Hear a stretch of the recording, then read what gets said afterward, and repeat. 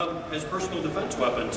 The myth, the idea that the ninja would carry these tucked in a little pocket right here while they're doing backflips and somersaults and hanging upside down from buildings and then landing and rolling and not cutting themselves wasn't really a big part of history as we know it. It shows up in a lot of cartoons though. There's one other myth about these, and everybody knows what this one is. The shuriken was coated with contact poison. Every sharp edge was carefully coated with the most dangerous neurotoxin known to man, so that the slightest touch, instant death. So, now that you're ready to go on our ninja mission, and you've carefully coated this so that the slightest touch means death, where are you going to put that? How do you carry that? And if you need it, it's because someone's trying to kill you. So while you're running for your life, you're going to be fumbling through your clothes, trying to take this razor sharp piece of steel out without stabbing yourself, because you'll be dead. The truth is, they didn't do that very often because it didn't make sense.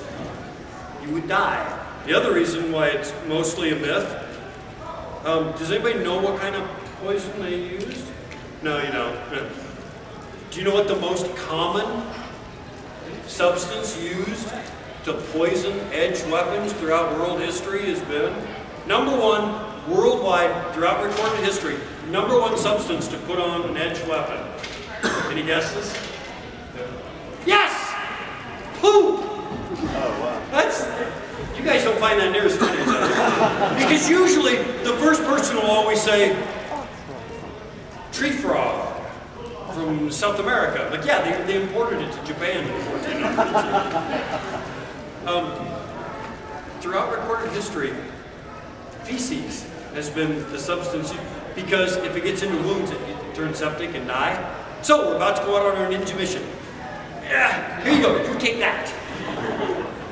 And can't you see it? You've got your throwing star, you're hanging upside down from the rafters like a bat, and your intended victim comes home from a night on the town, slides open the little screen, steps in and goes, smells like ninja, and walks back out. Not as effective as you would think.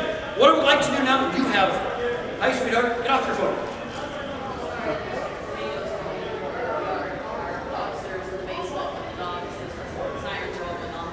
Now does that make sense?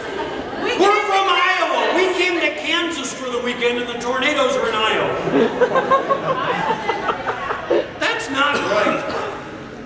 Are there any questions about ninja weapons? Because that's really what I'm supposed to be talking about.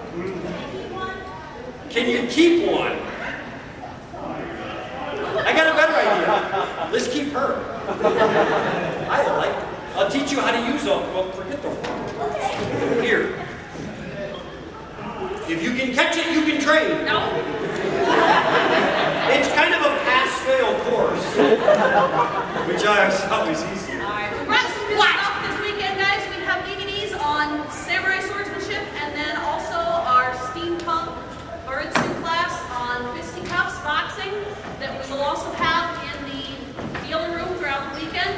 And if you guys like his random insanity, we have his novel in print now. It's about werewolves and motorcycles. It's not funny, it's violent. There's bad words and everything. Don't tell them that. Still crazy, he wrote it. There's no pictures or anything. I wanted a pop-up book for the sex scene. We will be back though. We have the guest dinner tonight, and we will be back in here tomorrow morning with how to tell a real sword from a piece of crap. It's our first panel tomorrow morning. Basically, if it cuts someone's head off, it's a real sword. We'll have the 700-year-old sword down here at that point in time. And at 2:30 in here, we will have our main stage show where we will be sacrificing a virgin. Yeah, a volunteer. Yay! And it was a girl. Normally, this is the part of the show where we need a volunteer. And she says volunteer, and I say, we're going to sacrifice a virgin. All the girls have their hands up, go. And then realize what they just admitted to. And then go, oh, and put their hand back up, and we're going, too late. Not only did I see that, your mom saw it. And then we're left with that that 16-year-old boy sitting in the corner talking to himself awkwardly. And so we go out and stick him on the stage. Hi, sweetheart. What? All right, fine, something. Look, the DVDs are $10. Does anybody remember Warrant singing Cherry Pie from 1989? If you like that song, don't buy the DVD. Because at the end of the Samurai Sword DVD, I didn't know the camera was still rolling. And and they didn't tell me they were putting it on the DVD. There's a new one on the fisticuffs too that he doesn't know about yet. The DVDs are $10. They're gas money for us to go home. If you don't buy DVDs this weekend, I'm staying. Sounds like That's not what you said last night. All right, thank you very much. Enjoy the convention. We will see you around. Time to go. What? oh, I might have to buy. We know. We're not.